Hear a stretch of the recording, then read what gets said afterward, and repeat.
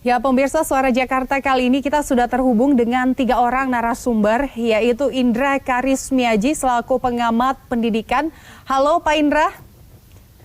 Halo Mbak. Ya, dan juga di sini sudah terhubung bersama kita Bapak Margani M. Mustar selaku mantan Kadisdik tahun 2002 dan 2008. Halo Pak Margani. Halo Mbak, Assalamualaikum. Dan selanjutnya juga ada Bapak Ahmad Nawawi selaku anggota DPRD Komisi E. Halo Pak Ahmad Nawawi, apa kabar? Saya ke saya ke Pak Nawawi terlebih dahulu ya.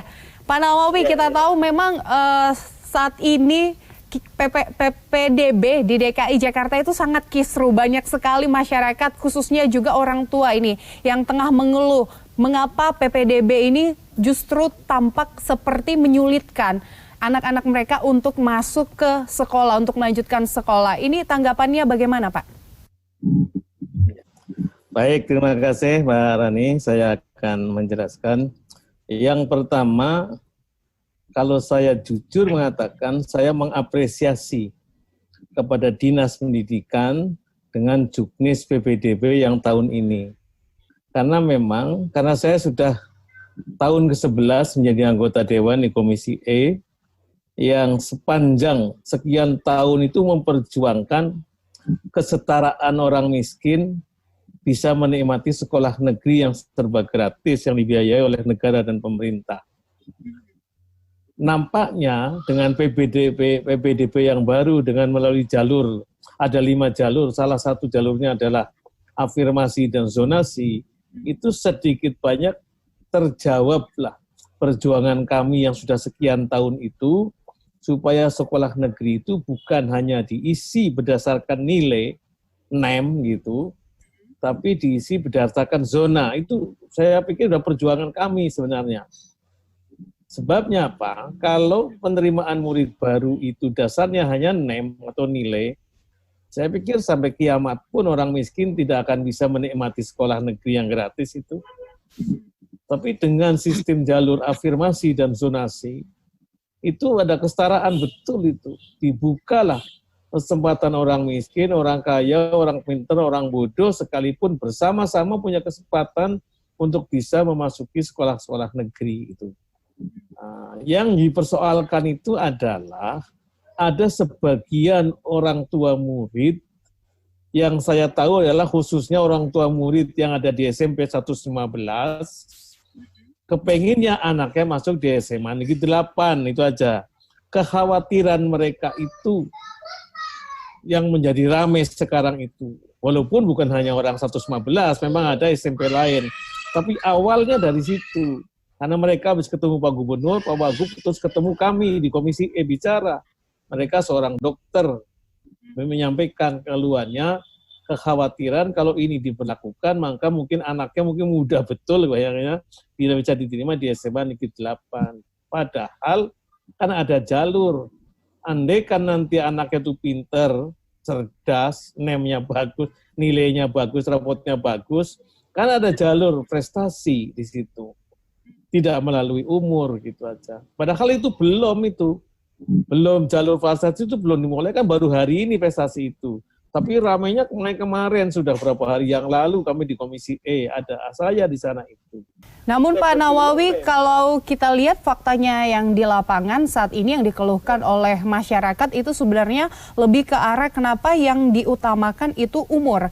Karena kalau ada beberapa keluhan dari laporan dari masyarakat yang kami lihat informasinya beberapa waktu terakhir ini yang mengatakan bahwa sekolah-sekolah ini justru mengutamakan umur dari siswa itu, bukan dari zonasi dekat rumah gitu, dengan jarak rumah ke sekolah. Bahkan ada yang tidak lolos, dia hanya karena umurnya saja. Sedangkan dari peraturan yang kita lihat, yang diutamakan pertama sekali dilihat adalah dari jarak rumah antara siswa tersebut ke sekolah. Nah ini bagaimana Pak?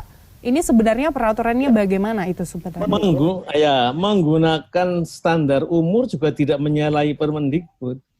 Karena di Permendikbud pasal 25 juga bunyi itu bahwa umur itu bisa menjadi pertimbangan itu.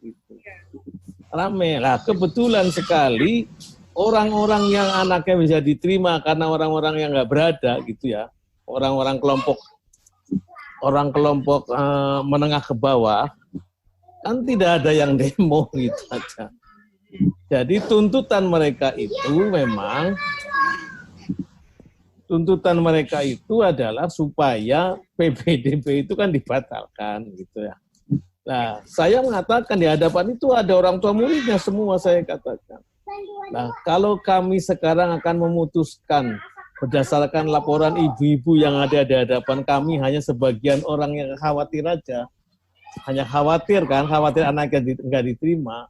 Padahal kalau kita tanya lagi, anak-anak yang sudah kadung diterima kalau dirubah, kan persoalannya kan jauh lebih besar gitu. Nah, akhirnya karena ramai betul begitu, kami kemarin berdua dengan ketua komisi bicara dengan wakil kepala dinas, telepon kepala dinas, saya di situ, kita usulkan gimana cara mengatasi persoalan ini ya. Kita menambah rasio kelas dari perombel itu dari 36 menjadi 40.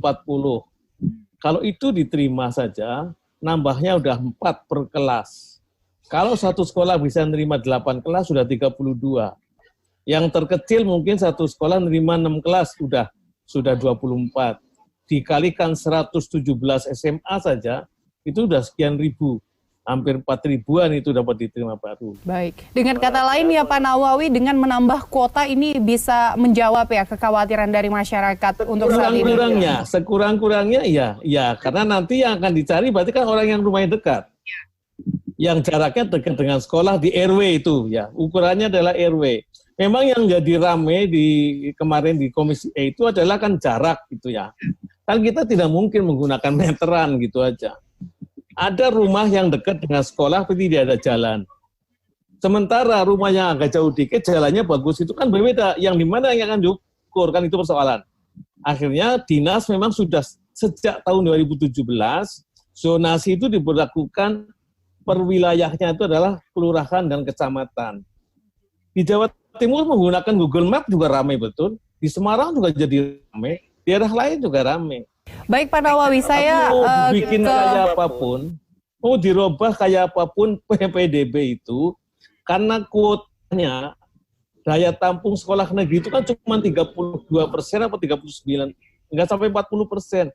Pasti ada orang yang nggak diterima itu. Pasti yang merasa nggak puas ada gitu loh. Ya, baik Pak Nawawi. Saya ke Pak Margani dulu. Pak Margani, ini Pak Margani selaku mantan Kadisdik 2002 hingga 2008 ya Pak Margani.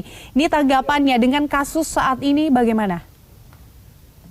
Ya, dalam pengamatan saya, apa yang diterapkan tahun ini itu merupakan resultante dari apa yang pernah kita lakukan dari sejak awal-awal dulu, dan terus dilakukan trial and error, lalu evaluasi, perbaikan, dan saya pikir yang dilakukan tahun ini sudah melakukan satu kajian yang sangat-sangat detail lah. Saya ingat tahun 2004, kita memulai penerimaan siswa baru dengan cara transparan, online, dan juga dengan cara lebih adil, dengan mengkompetisikan mereka, dan pada saat itu kita bisa menghilangkan katakanlah ekses-ekses yang biasa terjadi pada saat penerimaan siswa baru. Nah, ini pun setelah itu dievaluasi. Ternyata kalau hanya mengandalkan pada prestasi, ada aspirasi lain yang tidak masuk. Misalnya ada tetangganya sekolah tidak bisa masuk, ada orang miskin dianggap tidak bisa berprestasi, jadi tidak bisa masuk. Maka terus saya amati, Dinas Pendidikan DKI Jakarta itu melakukan terus evaluasi dan perbaikan. Jadi saya ingat saat itu setelah sistem kompetisi nilai, lalu tahun berikutnya ditambah dengan zonasi. Ya, waktu itu memang sudah ada aspirasi zonasi, karena dengan zonasi itu bisa menampung anak-anak yang tinggal dekat sekolah, dan juga punya dampak positif dalam mengurangi kemacetan lalu lintas.